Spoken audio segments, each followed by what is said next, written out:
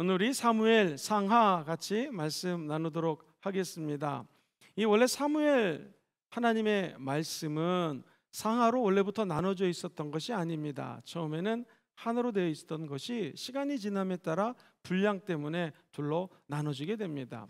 이 말씀의 특징이 있다면 기원전 한 1050년경부터 931년 사이에 적었을 것으로 추정을 합니다. 그런데 사무엘상과 하가 원래는 같이 있었는데요, 문체나 글의 표현들을 봤을 때는 사무엘상은 이 탈무드 같은 경우에는 유대 전승에 의하면은 아마 사무엘이 적었을 것이다. 사무엘에 관한 얘기 많이 나옵니다. 그리고 사무엘 하는 나단 선지자라든가 아니면 갓이라고 하는 하나님의 사람이 적었을 것이다 라고 얘기를 합니다. 근데 정확하지는 않습니다. 자, 이스라엘 땅에 들어가서 이 말씀을 기록합니다. 사무엘상은 사울의 시기하는 마음, 질투하는 마음, 이런 마음에 관한 주제를 뽑을 수가 있고요. 핵심 키워드 말을 이 사무엘 하에는요, 한번 따라 볼까요? 기름 부으심. 다윗이 기름 부으심을 받자 하나님의 사역을 적극적으로 펼치면서 당시 세계 최대 강국의 반열에 이르는 축복이 다윗의 왕을 통하여 나타납니다. 오늘 만약에 이 사무엘 상하를 마치 책이라든가 무슨 소설이나 영화로 구성한다면 주인공이 세 사람이 등장합니다. 첫 번째 사무엘이라는 사람입니다. 두 번째 사울 왕이 등장합니다. 그리고 세 번째 다윗 왕입니다. 제가 설명에 들어가기 전에 이 사실을 좀 머릿속에 기억을 하고 쭉 읽어나가면 편할 것 같아요. 사무엘은 마치 출애굽기에서 모세의 어머니에 대한 언급이 기록되어 있듯이 이 사무엘 상부터 시작되는 것은 사무엘의 어머니에 대한 기록부터 나옵니다. 사무엘의 어머니 이름이 뭐죠? 성이 한씨입니다. 한나입니다. 우리 성도님 너무나 잘하시네요. 한나가 분인나라고 하는 여인이 너무나 괴롭히자 하나님께 나와서 기도했는데 하나님의 은혜로 아들을 정말 눈물 속에서 낳게 되죠. 그리고 그 아들을 하나님께 드리기로 서원을 합니다. 그래서 사무엘은 어렸을 때부터 하나님에게 바쳐지게 됩니다. 자, 한나에 대한 이야기가 쭉 나오면서 하나님이 사무엘 선지자 그리고 최후의 마지막 사사요 제사장이었던 위대한 사람 사무엘을 어떻게 쓰는지를 보게 됩니다. 그래서 성경에 보면은 누구나 다 단점이 있고 장점이 있는데 사무엘은 크게 단점을 찾아보기가 어렵습니다. 그래서 서양 사람들은 사무엘이라고 하는 이름을 아주 이름으로 많이 사용하는 것을 보게 됩니다. 사무엘도 태어나서 하나님께 크게 쓰임 받고 사울을 왕으로 세웁니다. 백성들이 얘기하기를 아니 전쟁에 나가야 되는데 다른 나라들은 왕이 있어서 깃발을 치켜 세우고 전진하자 후퇴하자 이게 되는데 우린 왕이 없어서 너무나 힘듭니다. 그런데 하나님은 이 사람들의 마음의 중심을 보는 거죠. 이스라엘은 지금 왕이 없어가지고 지는 게 아니라 하나님을 경배하지 않고 이상과 우상과 하나님이 원치 않는 이방신을 섬기기 때문에 사실은 전쟁이 지는 건데 그 마음의 중심이 하나님으로부터 멀어지고 인간의 리더십 왕을 세우자고 얘기합니다. 그래서 왕정 국가가 탄생을 하죠. 하나님이 허락해서 세운 왕이 사울 왕입니다. 하나님이 원하는 리더십, 하나님이 원하는 왕은 어떤 것인가? 하나님 말씀에 순종하는 사람을 원합니다. 그런데 이 사울 왕은 처음에는 순종했어요. 시간이 지남에 따라서 그 점점점 순종하는 마음이 없어지기 시작합니다. 그래서 사울 왕하고 다윗 왕이 대비가 됩니다. 누구나 다 인생은요 한번 태어남이 있으면 사그러지는 때가 있습니다. 사울 왕도 태어났으면 사그러집니다. 다윗 왕도 한번 하나님의 은혜 가운데 쓰임 받다가 맨 끝에 죄를 짓고 사그러지는 인생의 역사가 계속 반복이 됩니다. 엘리 시대가 끝나자 사무엘 제사장이 선지자가 사무엘이라고 하는 사사가 하나님 앞에 쓰임 받게 되었고요. 사울 왕이 죄를 짓고 또 계속 지속되는 하나님 앞에 범죄를 하자 하나님은 다윗 왕을 통하여 또 하나님의 역사를 이루는 걸 보게 됩니다. 이 성경은 사울 왕이랑 다윗 왕이랑 많이 대비를 시켜놔요. 사울 왕은 예를 들어 보겠습니다. 성령의 기름 부으심을 받고 초창기 때 열심히 잘했지만 결국 그가 하나님의 영이 떠나자 귀신 들린 증상이 나타납니다. 그러나 다윗 왕은 기름 부으심을 받고 아주 소년 때부터 오늘날로 치면 기타 같은 현악기죠. 수금으로 연주를 하니까 이 사울왕에 붙어있던 귀신이 떠나가게 됩니다. 사울왕이 나중에 다윗이 죽인 사람은 만만이고 사울은 천천밖에 안 된다라는 얘기를 듣자 질투가 납니다. 시기심이 발동이 돼요. 그래서 사울왕을 죽이려고 말을 빨리 하니까 헷갈려가지고 다윗을 죽이려고요 창으로 던지고 뻘짓을 다 하지만 하나님이 다윗을 피난가게 합니다. 오히려 이 다윗이 사울 왕을 2번이나 죽일 수 있는데 죽이지 않게 되죠. 자기의 딸을 다윗 왕에게 시집을 보냈는데 몰래 미갈 집에 들어가서 다윗 왕을 죽이려고 할 때 미갈이 또 탈출시키기도 합니다. 그런데 다윗은 사울 왕을 죽일 수 있는 찬스가 있었지만 탈출시켜주고 하나님이 기름 부으신 자를 내 손으로 죽이지 않겠다고 합니다. 이 하나님의 사람은요 절대로 무당에게 점을 보면 안 됩니다. 근데 무당을 만납니다. 근데 다윗은 무당을 만나는 게 아니라 하나님께 질문을 합니다. 그리고 쓸데없는 이야기들을 듣고 사울은 마음이 흔들립니다. 제사장의 말, 선지자의 말을 듣고 다윗은 마음을 다시 잡습니다. 두 사람이 너무나 대비가 돼요. 여기 계신 모든 분들이 오늘 이 사무엘 상하를 통하여 다윗의 마음을 배우게 되기를 주의 이름으로 축원드립니다. 그렇다면 다윗은 완벽했을까요? 그렇지 않습니다. 드디어 사울 왕이 죽습니다. 그리고 난 다음에 본인이 죽은 게 아니라 자살을 하게 되죠. 블레셋과의 전투에서. 그리고 어떤 사람이 사울의 시체를 가지고 오게 되자 너는 하나님의 기름 부으신 사람의 머리를 베었다고 거기서 다윗 왕이 죽입니다. 다시 말해서 다윗 왕은 사울 왕을 죽이지 않습니다. 그리고 사무엘하 1장 2장에 가면 오히려 이 사울 왕이 죽음을 애도하며 슬퍼하는 글을 우리가 읽을 수가 있습니다. 다윗 왕 하나님의 은혜 가운데 이 사무엘하 7장에 절정이 이르는데 다윗과 언약을 맺으세요 하나님이. 그전에는요 그야말로 승승장구합니다. 자 어떻게 할까요 주님? 쳐들어갈까요 말까요? 쳐들어가라 말하라. 완전 하나님의 음성을 듣고 따라가는 이 다윗 왕 얼마나 멋있는지 모릅니다. 하나님이 뽕나무 위에 올라가서 딱 기다렸다가 적의 소리가 들리면 그때 매복했던 군사들을 풀어서 전투해라 아멘 하고 하나님 말씀대로 했더니 정말 승승장구합니다. 그러다가 그럼 우리가 너무나 잘 아는 사건의 연류가 되죠. 이스라엘은 왕하고 일반 백성들의 가정이 다닥다닥 붙어 있습니다. 그래서 왕이 전쟁 중에 이렇게 오침을 즐기고 낮잠을 잔 다음에 옥상을 서성이는데 아름다운 여인이 목욕을 하고 있는 장면을 보게 됩니다. 그런데 순간적인 정욕에 이끌려서 그 여인을 취하게 되죠. 그리고 그 바스베라는 여인의 남편 우리아를 전장 앞에 보내서 실제로는 살인을 하게 됩니다. 자 이러한 죄를 졌을 때 나단 선지자가 나타나가지고 꾸짖게 되죠. 다윗의 신앙의 특징은 무엇인가? 그때 바로 회개하는 장면이 나옵니다. 잘못하면 회개하고 다시 하나님께로 돌이키는 다윗.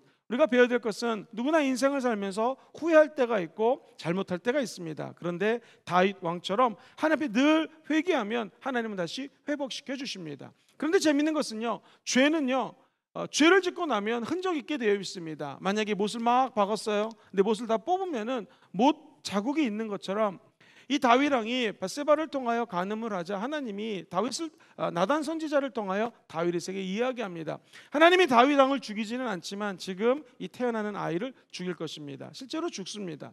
그 다음부터 일이 꼬이기 시작합니다. 압살롬이 첫째 아내를 통하여 낳은 첫째 아들이고요. 셋째 아들의 또 여동생이 있었는데 다말하고 이 암논이라고 하는 아들이 해서는 안 될 관계를 맺습니다. 이때 이 압살롬이라고 하는 사실 셋째 아들인데요. 셋째 아들 압살롬이 다말이 자기 여동생이 당하는 것을 보고 나중에는 이 보복을 합니다. 죽여버리게 되죠. 그 다음부터 이 다윗 왕은 그 압살롬을 보기가 싫은 거예요. 관계가 끊어지게 됩니다. 그 다음부터 이 압살롬은 마음속에 원한감을 갖게 되고요. 결국 아버지가 왕이 정치를 잘못합니다. 특별히 재판을 잘못합니다. 그래가지고는 반역을 일으키게 되죠.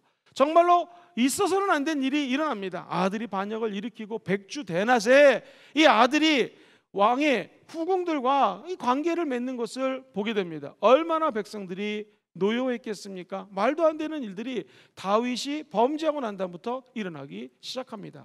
다윗은 맨 끝에는요 인구 조사를 하게 됩니다. 하나님은 지금까지 이뤄놓은 모든 업적이 사실 하나님이 하신 거거든요. 다윗 마음속에 인구를 계산함으로 말미암아 내 업적, 내 성과가 드러나기를 원하는 인간의 연약함이 드러납니다. 그때도 자기가 잘못한 것을 깨닫자 하나님은 그 죄를 용서해 주십니다. 그러나 많은 백성들이 전염병에 걸려서 한 3일을 고생하는 것이 성경에 기록되어 있습니다. 자, 엘리 시대가 지나니 하나님은 사무엘이라고 하는 선지자를 쓰셨습니다. 그가 정말로 하나님의 능력 가운데 크게 사용했지만 그도 결국에는 천국에 가게 됩니다. 하나님이 사울 왕을 세웠습니다. 그도 처음에는 잘했지만 나중에는 결국에는 생명을 달리합니다. 그리고 다윗을 세웠습니다. 나중에 그는 혁혁한 공로를 세우지만 죗값을 치르고 그의 인생도 저물어가는 것을 보게 됩니다. 우리 인생도 아마 이럴 것입니다. 자, 사랑하는 성도님들, 여기서 어떤 사람을 보고 어떻게 배워야 될까요? 사무엘처럼 신실한 모습으로 하나님께 나아가는 것, 장점을 취해야겠죠. 사울왕의 이야기 남의 얘기가 아닙니다. 우리 얘기일 수 있습니다. 처음에는 하나님 믿고 열심히 해서 잘 나갈 수 있지만 끝이 안 좋을 수도 있다는 것이죠. 우리는 시간마다 순간마다 때마다 늘 성령을 의지해서 사울왕이 걸었던 전철을 밟지 않게 되기를 주의 이름으로 축원드립니다. 마지막으로 이 다윗을 보시면서 우리는 열왕기상 하루 넘어가기 전에 사무엘상에서 크게 깨닫는 게 있습니다. 하나님은 다윗 왕을 축복하시고 이 왕이 해야 될 것은 무엇인가? 결국 하나님 말씀에 순종하는 것이죠. 그렇다면 우리 주의 종들, 또 장로님들, 권사님들, 안수집사님들, 하나님이 왕같은 제사장으로 직분을 주셨습니다. 집사님들도 마찬가지고 우리가 뭐를 해야 될까요? 하나님 말씀에 끝까지 순종하는 그런 멋진 하나님의 사람들 되시기를 주의 이름으로 축원드립니다. 이제 몇 가지 성경 말씀을 보면서 눈으로 한번 확인해 보도록 하겠습니다. 자, 첫 번째, 사무엘이라고 하는 하나님의 사람이 등장합니다. 마지막 사사요. 이분은 제사장이요, 선지자였습니다. 이런 세 가지 이상의 직분을 잘 감당한 사람, 성경에서 찾아보기 힘들 것 같습니다. 사무엘 어머니가 기도를 통하여 아들을 낳았음이 성경에 명시되어 있습니다. 사무엘의 예언이 얼마나 탁월했냐면 정말로 언제나 성취가 됩니다. 예를 들면 사무엘상 3장 19절로 4장 1절 같이를 한번 같이 읽어볼게요. 시작. 사무엘이 자라매 야훼께서 그와 함께 계셔서 그의 말이 하나도 땅에 떨어져. 야훼께서 누가 함께 계셨어요? 사무엘하고 함께 했기 때문에 땅에 떨어지지 않는 것입니다. 20절 제가 읽어드릴게요. 단에서부터 브엘세바까지 온 이스라엘의 사무엘은 야훼의 선지자로 세우심을 입은 줄을 알았더라. 야훼께서 실로에서 다시 나타나시되 야훼께서 실로에서 야훼의 말씀으로 사무엘에게 자기를 나타내시니라. 같이 읽어보죠. 시작. 사무엘의 말이 온 이스라엘에 전파되니라. 이스라엘은 나가서 블레셋 사람들과 싸우려고 에벤에셀 곁에 진치고 블레셋 사람들은 아벡에 진쳤으니. 자, 어떤 일이 벌어졌을까요? 에벤에셀, 하나님이 이 하나님의 사람 사무엘의 예언을 그대로 적중시키고 승리하는 장면들이 지속적으로 나옵니다. 자, 무엇을 알 수 있을까요? 하나님의 영이 떠나면 거짓 선지자가 되는 거고요. 하나님의 영이 임하면 그가 하나님의 영이 충만하자 야훼께서 그의 말하는 것이 하나도 땅에 안 떨어졌다라는 것입니다. 결국 저와 여러분들의 기도 제목은 무엇인가? 한번 같이 해보시죠. 성령 충만하여 하나님께 칭찬받는 사람, 사람들에게 칭찬받는 사람, 올해의 주제입니다. 성령 충만하면은요, 우리가 이 구약 시대처럼 예언자는 아니지만 우리가 하는 말이 땅에 떨어질 수가 없어요. 왜? 성령님이 우리의 입술을 잡아주시기 때문에 그렇습니다. 이 사무엘 전에 엘리라고 하는 제사장이 있었는데 엘리의 시대가 끝나면서 사무엘이 등장하기 시작합니다. 더 놀라운 것은 엘리가 왜 이 역사의 뒤안길로 사라지게 되었는가? 첫째, 기도하지 않았습니다. 하나님의 음성을 분별을 못해요. 어린 사무엘은 하나님의 음성을 듣는데 엘리 제사장은 듣지를 못합니다. 그리고 언약궤는요, 우상처럼 언약궤가 가는 곳에 하나님의 임재가 있죠. 그런데 블레셋하고 전투를 할 때 언약궤를 가져가면 무조건 이긴다는 거예요. 하나님은요, 언약궤가 있다고 해서 승리를 주는 분이 아니십니다. 마음의 중심을 부는 분이시지 않습니까? 결국 적군에게 언약궤까지 뺏기게 됩니다. 그래가지고 언약궤가 삥삥삥삥 돌아가지고 다시 원위치 할 때에 다윗이 이것을 보면서 기뻐하며 춤을 췄는데 그의 아내, 이거 당신 뭐 하는 거냐고 창피하게 바지가 벗겨지는 줄을 모르고 찬양하냐고. 다윗이 유명한 말을 하죠. 나는 마땅히 하나님의 법궤가 있어야 할 곳으로 올 때 하나님 앞에서, 그분의 임재 앞에서 하나님을 찬양하는 것입니다. 바지가 벗겨지든 말든 상관을 안 합니다. 그때부터 그의 아내가 아기를 낳지 못합니다. 고대 사회에서 여자가 아기를 낳는 건 너무나 중요했는데 아기가 생기지 않습니다. 그래서 우리가 이 하나님을 찬양하는 것, 하나님을 경배하는 것, 하나님이 일을 하는 것을 함부로 심판하거나 비판하면 안 된다는 것이죠. 자, 다시 한번 말로 돌아가겠습니다. 그 언약궤, 하나님 임재가 있는 것이거든요. 언약궤가 어떻게 뺏겼는가? 혹시 좀 그림을 보여주시면, 처음에 실로에서 하나님의 전에 있던 것이 에벤에셀 전투에서 뺏기게 됩니다. 그리고 나서 아벡이라는 곳에 가서 언약궤 이동 경로가 드디어 블레셋 진영, 우리 그림을 보시면 왼편에 있는 쪽으로 언약궤가 빠지게 됩니다. 아스돗에 들어가게 되는데, 시간 관계상 성경을 읽지 않겠지만 사무엘상 5장 1절과 6절에 보면은요, 독한 종기가 나타나요. 딱 눈치껏 띄워주셨네요. 같이 한번 읽어볼까요? 시작. 블레셋 사람들이 하나님의 계를 빼앗아 가지고 에베네셀로부터 아스돗에 이르니라. 6절 시작. 야훼의 손이 아스돗 사람에게 엄중히 더하사 독한 종기의 재앙으로 아스돗과 그 지역을 쳐서 어떻게 됐어요? 망하게 되었다라는 것입니다. 그리고 나서 다곤 신상에다가 갖다 놨거든요. 이게 웬일입니까? 이 법궤가 하나님의 임재가 있으니까 이 다곤 신상이 괴물 같은 머리에다가 밑에는 물고기 같은 형상이거든요. 이것이 두 번이나 쓰러지게 됩니다. 5장 4절 같이 한번 읽어보죠. 시작. 그 이튿날 아침에 그들이 일찍이 일어나 본즉 다곤이 야훼의 궤 앞에서 또다시 엎드러져 얼굴이 땅에 닿아버렸습니다. 그 머리와 두 손목은 끊어져 문지방에 있고 다곤의 몸뚱이만 남았더라. 기가 막힙니다. 가드라는 곳에 갔더니 또 하나님은 독종을 나타나게 합니다. 그래가지고는요, 심한 독한 종기 때문에 두 손을 들죠. 결국에는 블레셋 사람들이 안 되겠다 싶어서 언약궤를 돌려보내는 장면이 사무엘상 5장 10절과 11절에 납니다. 에그론을 통하여 벳세메스로 돌아가게 되고요. 그리고 가랏 오하일 오벳 에돔에 도착했을 때, 자 오른쪽 밑에서 두 번째 오벳 에돔에 특별히 하나님이 법궤가 돌아가자 그 가정에 복을 주는 장면이 임하게 됩니다. 사랑하는 성도님들, 하나님의 말씀은 지금 이 신약에는요 우리 안에 있습니다. 할렐루야. 그리고 이 말씀이 진작 내 안에서 하나님의 역사, 마음의 중심 가운데 임하게 되면 하나님의 복이 임하게 된다라는 것이죠. 복 있는 자는 하나님의 말씀과 함께하는 자인 줄 믿습니다. 그리고 드디어 이 법궤가 다윗성에 안착을 하게 됩니다. 이것이 사무엘하 6장 17절의 말씀입니다. 그리고 미스바 성에 관한 이야기들이 7장에 나오기 시작합니다.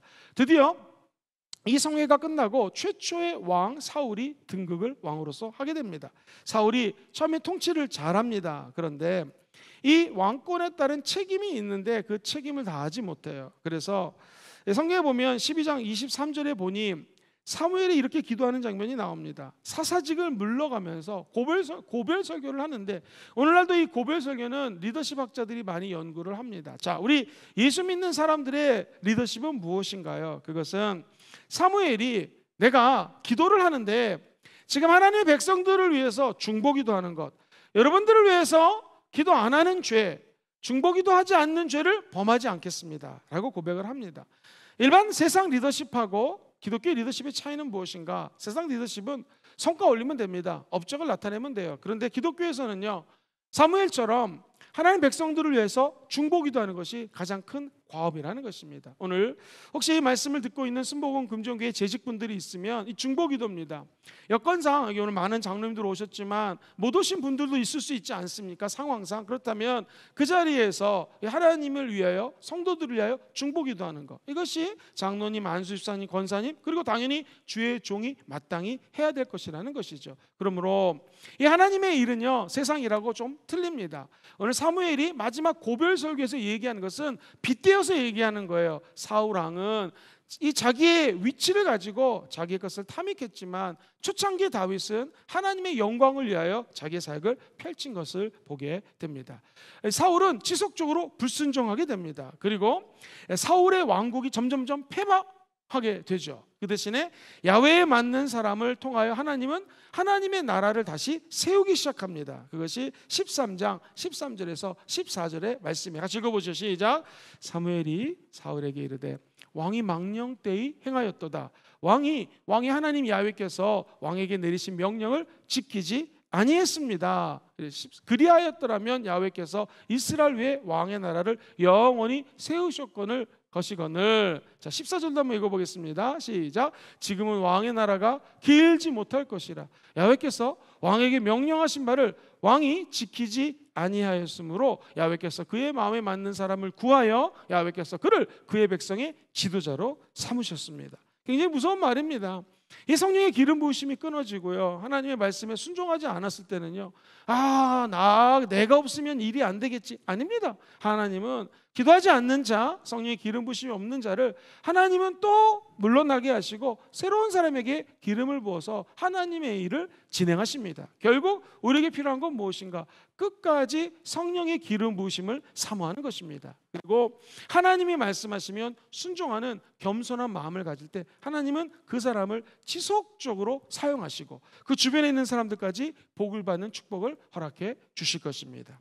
이 세 번째로 사울 입장에서는 안타깝게도 버림받는 사울과 선택받는 이 다윗이 사무엘상 16장 이하에 나옵니다. 사울과 다윗이 비교가 됩니다. 기름 부음 받은 다윗. 자, 한 가지만 보겠습니다. 18장 7절에 보면 다윗을 향해 백성들이 노래하는 장면이 기록되어 있습니다. 여인들이 뛰놀며 노래하여 이르되 사울이 죽인 자는 천천히지만 다윗은 만만을 죽였다라고 노래를 합니다. 갑자기 이야기를 듣자 너무나 화가 납니다. 그래서 18장 11절에 보면 이런 일이 벌어집니다. 같이 읽어보죠. 시작. 그가 스스로 이르기를 내가 다윗을 벽에 박으리라 하고 사울이 그 창을 던졌으나 다윗이 그의 앞에서 두 번이나 피하여 도망갑니다. 25절 한번 읽어볼까요? 25절에도 보면 사울이 이르되 너희는 다윗에게 이같이 말하기를 왕이 아무것도 원하지 아니하고 다만 왕의 원수의 보복으로 블레셋 사람들의 표피 100개를 원하신다 하라 하였으니 이는 사울의 생각에 다윗을 블레셋 사람들의 손에 죽게 하려라 함이라. 근데 웬일입니까? 다윗은 죽지 않습니다. 하나님의 기름 부으심으로 실제로 전투에 나가서 혁혁한 공로를 세우게 된다는 것이죠. 결국에는 오늘 이 성경 말씀을 통하여 깨닫는 것이 있습니다. 하나님의 드라마는 하나님이 쓰신다는 것이죠. 우리의 연약함과 부족함으로 기도하지 않으면 저를 포함하여 우리 모두가 하나님의 은혜의 보좌로부터 멀어질 수 있다는 것입니다. 그래서 이 부모들이 자녀들이 해야 될 것 중에 가장 중요한 것이 뭐냐면요, 아이들을요 정규적으로 기도하는 모임에 보내는 게 너무 중요합니다. 이 코로나19 때문에 안타깝게 수련회를 못하는데 순복음금정교회 중고등부 수련회 가서 말씀을 전할 때 보니까 우리 아이들이 얼마나 뜨겁게 반응하는지 몰라요. 아주 오랫동안 기도를 인도했는데 정말 기도를 잘합니다. 아이들 방언이 터지고 하나님의 임재를 체험합니다. 별거 아닌 것 같지만 이런 정규적인 수련회라든가 예배에 나와서 하나님의 임재를 체험하는 것이 정말 중요합니다. 그러면 잃어버렸던 사랑이 회복되고요, 감격도 회복되고요, 성령의 기름 부으심도 재차 확인이 됩니다. 그러므로 예배 드리는 것, 하나님의 임재가 임하는 초소에 나오는 것이요, 곁길로 가려다가도 다시 돌아올 수 있는 은혜의 길이 열린다라는 것이죠. 아니 이것이 어찌 아이들만 그렇겠습니까? 우리 어른들도 마찬가지입니다. 그래서 저 여러분들이 모일 때마다 성령님의 임재를 사모하시고 행여 세상 일 하면서 곁길로 가려가도 다시 하나님께 은혜의 세계로 돌아오는 축복이 있기를 주의 이름으로 축원드립니다.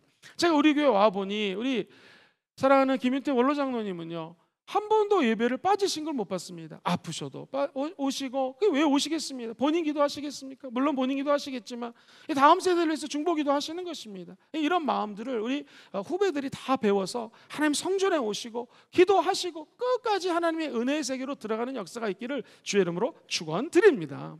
자, 이제 그 사울도 결국에는 죽음을 맞이할 수밖에 없어요. 길보아 전투에서 아주 그냥 처참하게 패배를 해버립니다. 그리고 그는 정말로 이제 자살을 하여 마지막 생을 마무리게 됩니다.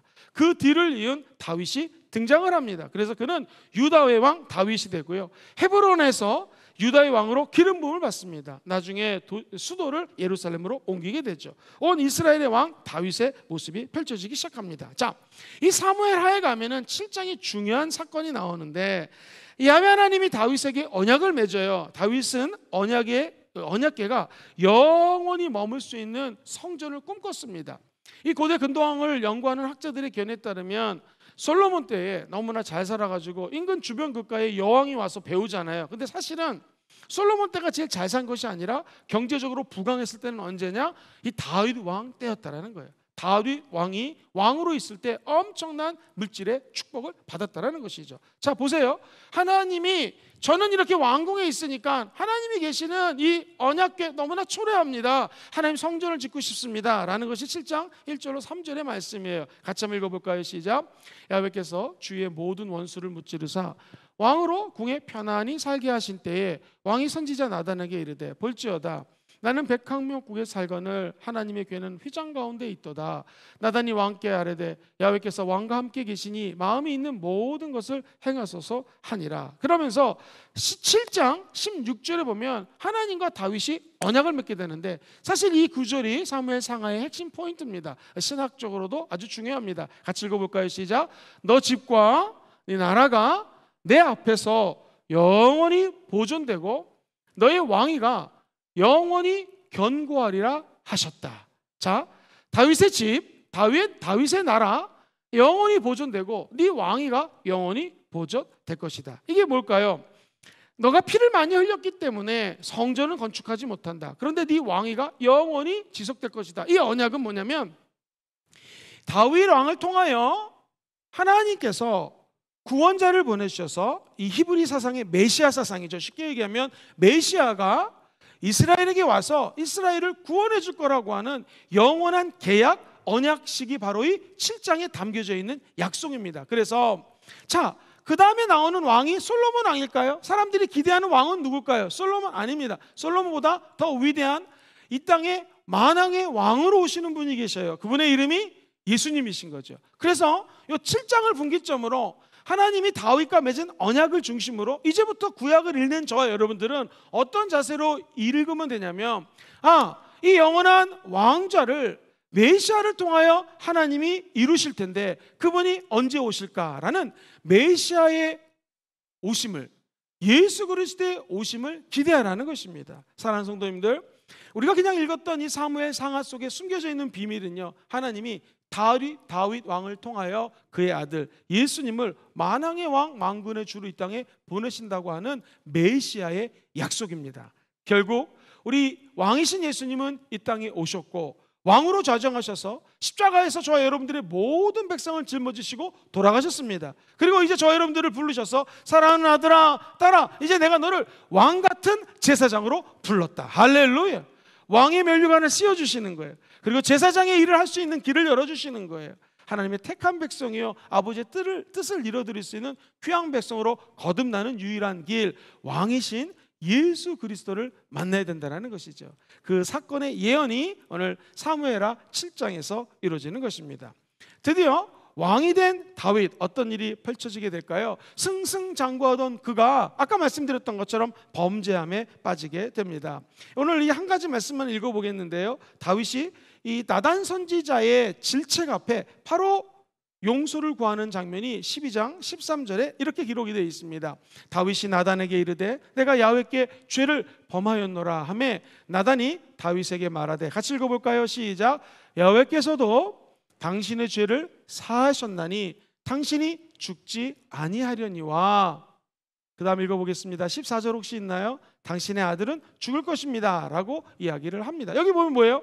내가 하나님 앞에 죄를 범했습니다 이렇게 얘기를 하자 나단이 다윗에게 당신의 죄가 사함받았습니다 라고 얘기를 합니다. 오늘 이 방송을 청취하시는 모든 분들이 만약에 하나님 앞에 지은 죄가 있다면 무릎을 꿇고 하나님 앞에 회개하시면 됩니다. 그럼 하나님은 모든 죄를 다 용서해 준다는 것이죠.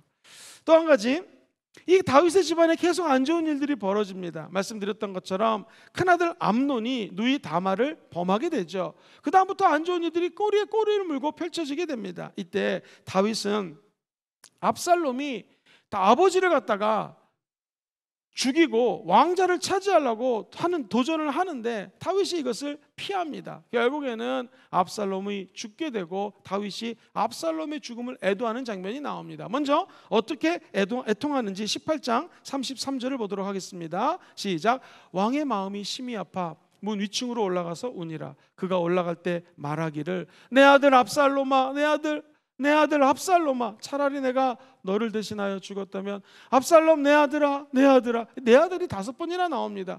히브리어서에서 계속해서 호칭을 부르는 것은 강조하는 거예요. 압살롬 내 아들이 죽었다라는 거예요. 자, 그러면 목사님 질문이 있습니다. 어떻게 하다가 이 아버지랑 아들 관계가 이렇게까지 소원하게 되었을까요? 그것은요, 대화의 단절입니다. 부자간에 말이 없어져요. 대화의 단절이 돼요. 물론 압살롬이 자기 형을 갖다가 죽인 것은 잘못한 것입니다.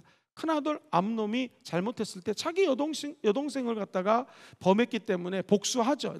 나쁜 짓을 압살롬이 했습니다. 그런데 성경에 보면은요, 자 14장 24절에 보면 이렇게 기록이 되어 있어요. 시작. 왕이 이르되 그를 그의 집으로 물러가게 하여 내 얼굴을 볼 수 없게 하라 하매 압살롬이 자기 집으로 돌아가고 왕의 얼굴을 보지 못했습니다.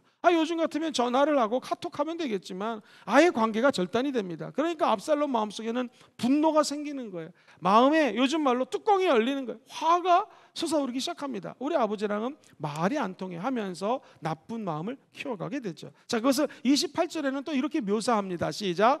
압살롬이 이태 동안 예루살렘에 있으되 왕의 얼굴을 보지 못하였으므로. 자, 우리 생활에 어떻게 적용할 수 있을까요? 우리 자녀가 잘못할 수 있습니다. 왜? 나도 잘못할 수 있으니까. 그러나 아들하고의 관계를 끝내면 안 됩니다. 어떻게 해서든지 만나서 이야기하고 풀어주고 용서해 줄 때 한 가정도 화목이 됩니다. 자, 그렇다면 회사에서요, 아버지 같은 존재가 사장님이라면 사장님과의 소통이 끊기면 안 됩니다. 어떻게 해서든지 나의 생각을 사장님에게, 리더에게 말을 해 줄 수 있어야 됩니다. 큰 기업의 회장님하고 소통할 수 없다면 위에 있는 과장님, 부장님하고 늘 소통을 할 때에 이게 관계가 소원하게 되지 않는다라는 것이죠. 국가도 마찬가지입니다.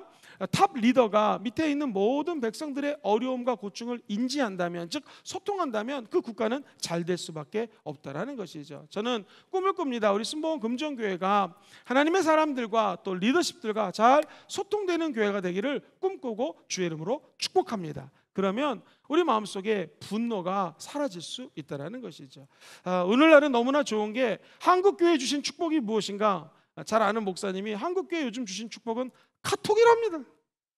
카톡으로 다 소통을 할 수 있기 때문에 기도 제목도 줄 수 있고, 또 저 기도 제목이 있으면 올려주세요 했더니 많은 분들이 지금도 올려주시고 계시는데, 이렇게 기도 제목을 소통하고 함께 기도하고 어려움들을 서로 알아갈 때 하나님은 그 조직이나 그 속해 있는 모든 단체들을 멸하지 아니하시고 결국에 축복해 주실 것을 확신합니다. 저와 여러분들이 다윗처럼 이렇게 아들의 죽음 앞에 애통하는 일이 없게 되기를 주의 이름으로 축원드립니다.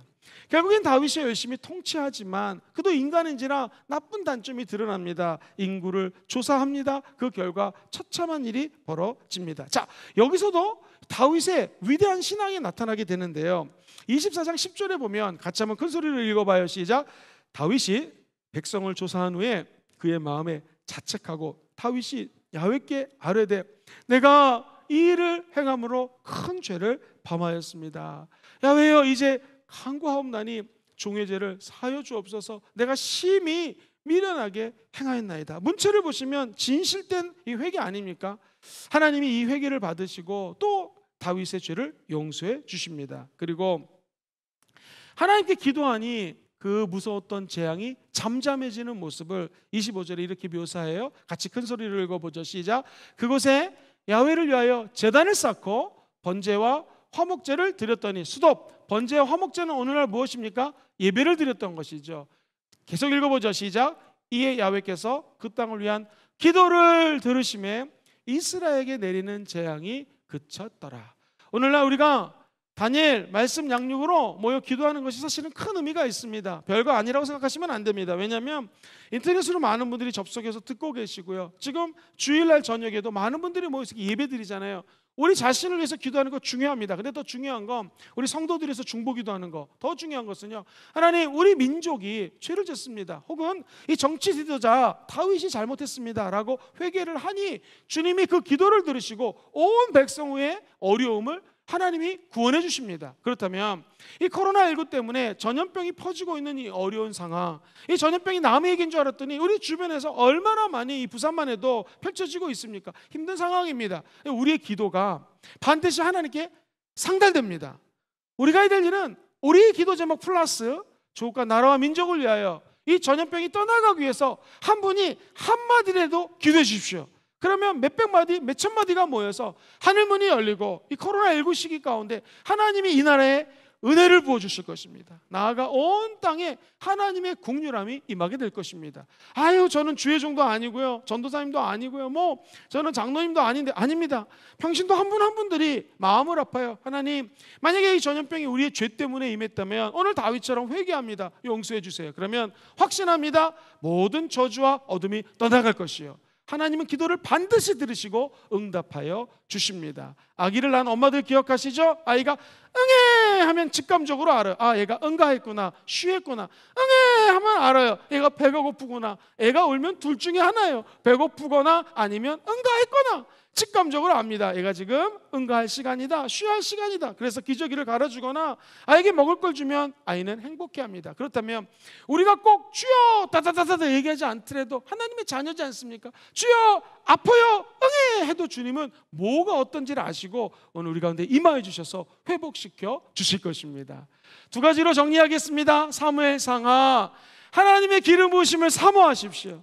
그러면 내 안에 질투라든가 나쁜 마음이 들어올 때 기름 부으심으로 깨끗게 할 수가 있습니다. 두 번째, 하나님의 기름 부으심을 방해하는 것이 만약 죄라면 우리 모두가 죄를 질 수 있지 않습니까? 그 죄를 다윗처럼 바로 회개하면 하나님은 용서하시고 우리의 기도를 들어주십니다. 그리고 한량없는 은혜와 축복을 허락하여 주실 줄 믿습니다.